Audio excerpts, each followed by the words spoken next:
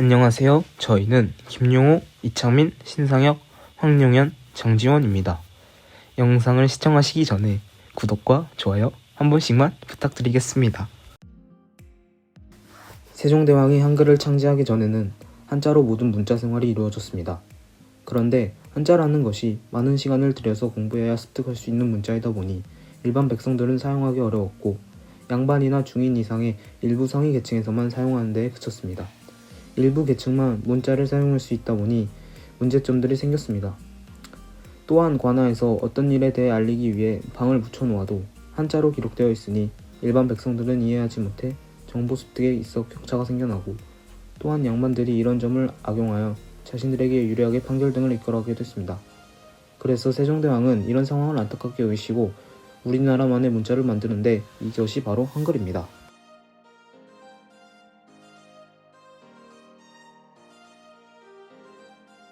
한글은 인류가 사용하는 문자들 중에서 태국 문자와 응꼬 문자 등과 함께 창제나와 창제년도가 명확히 밝혀지면 안 되는 문자입니다.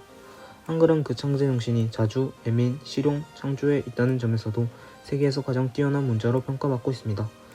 이러한 창제 정신과 더불어 한글을 만든 원리가 독창성과 과학성에 있어서도 뛰어납니다. 이러한 한글의 특성은 국제기구에서 공인을 받기에 이르렀습니다. 유네스코에서는 해마다 세계에서 문맹태치에 공이 큰 사람들에게 세종대왕 문맹태치상을 주고 있습니다.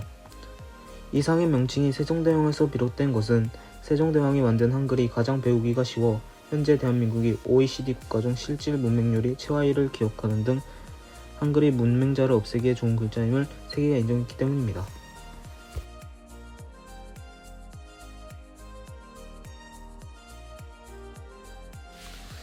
창제 정신은 앞서 말한 것처럼 자주, 애민, 실용, 창조 정신이 있습니다. 실용 정신은 사용하기 편하고 누구나 실제 일상 속에서 쓰일 수 있게 한다는 실용성을 의미하며, 애민 정신은 말하고자 할 바가 있어도 제 뜻을 펴지 못하는 사람들을 가여 여기는 군주로서 백성을 사랑하는 정신을 의미하고, 자주 정신은 다른 나라에 의지하지 않고 우리나라 독자적으로 문제를 해결해가는 정신을 의미하며, 창조 정신은 모방이나 전수가 아닌 새로운 글자를 창조한다는 정신을 의미합니다. 다음으로 창제 원리입니다. 자음자의 첫 번째 제자 원리는 상형의 원리를 꼽을 수 있습니다. 상형의 원리는 발음할 때 입모양을 본따서 만들었는데요. 기역과 니은, 미음, 시옷, 이응 5자가 기본자로 만들어졌습니다. 기역과 니은은 음을 발음할 때 혀의 모양을 본따 만든 것입니다. 미음은 입의 모양을, 시옷은 이의 뾰족한 모양을, 이응은 목구멍의 둥근 모양을 본떠서 만들었습니다. 자음자의 두 번째 제자 원리는 가획의 원리입니다.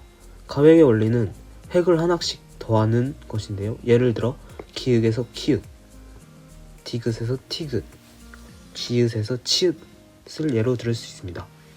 자음 근자를 만든 원리를 요약하면 기본자는 발음기관의 모양을 본떠서 만들었고, 나머지 글자들은 소리의 유사성 및 강약을 고려하여 기본자를 바탕으로 하여 획을 더해서 만들어졌다고 할 수 있습니다.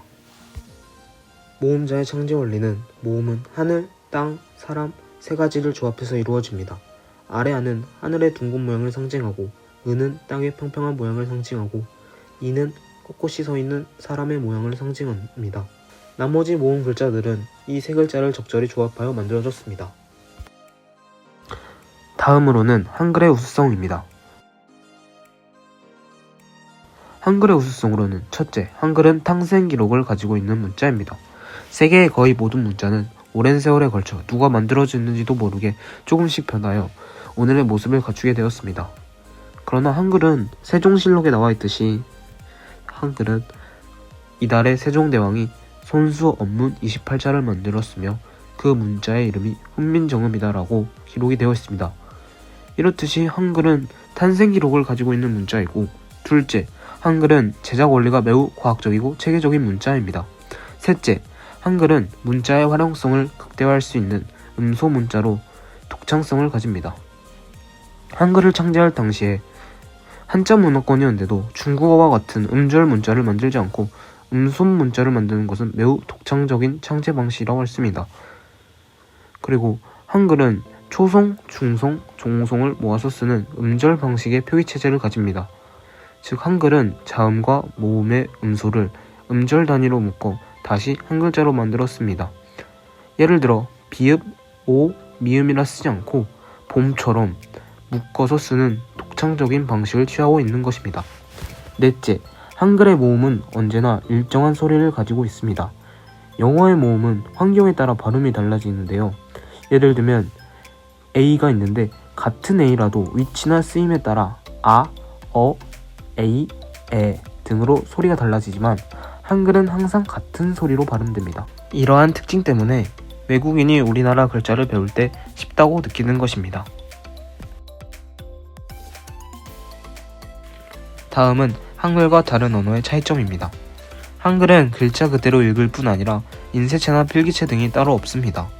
이에 반해 영어는 인쇄체와 필기체가 서로 다르고 대문자와 소문자의 구별이 있으며 글자대로 읽지 않습니다. 예를 들어 스피크와 헤드가 있습니다.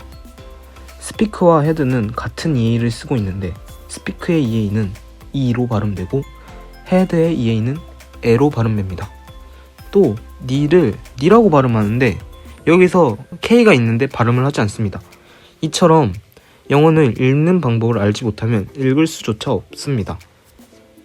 그래서 국제어로 그 위상을 뽐내고 있는 영어에 비해 우리의 한글이 배우기에 더 우수한 것은 틀림없습니다. 지금까지 시청해주셔서 정말 감사합니다.